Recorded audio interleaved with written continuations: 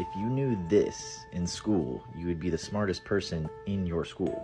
That is because this is how everything we study works. It is the concept of oscillation or vibration.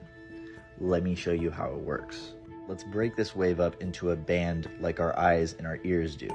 If we take the bottom right corner of the spectrum and connect it with the top left, we can see how these blend into each other. That is how we mix notes in music and colors in art.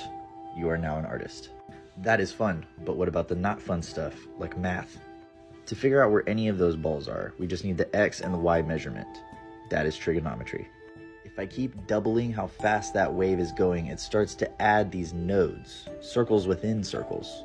Enough of these nodes creates the illusion of 3D and the study of spheres.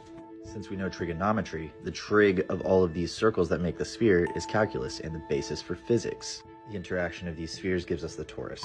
The torus shows us how electrons orbit a nucleus, creating these patterns that interact with other patterns, creating matter. You have now unlocked particle physics. Before we get too advanced, we need to go back to the sphere, because the interaction of these spheres is a study in itself. Studying the interaction of spheres gives us geometry. Geometry.